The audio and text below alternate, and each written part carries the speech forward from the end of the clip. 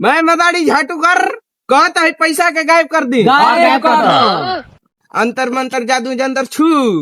मैं गोड़ा अपन अपन आँख मुदल साले अगर कौन आँख खोल सन तो उन्हीं के 12 बजे रात में नुन्नी उड़ गई बनर बजा छू ये जल पैसा गायब हो जा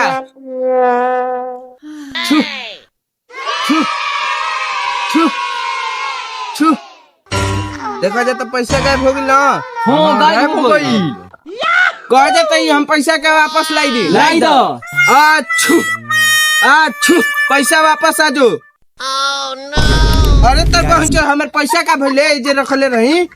तोर बहिन छे तो जब उड़ावे के तोरा गांव रहत लिया के गांव नहीं खे ए भैया हमारे पैसा दे द पाड़ा के बेच बाबू से मांग के लेके हम निकले लगा ले पूछ ए भैया जब तारा भी मदारी दिखावे के कि हम गायब को दे भैया हम पैसा मदारी चला भैया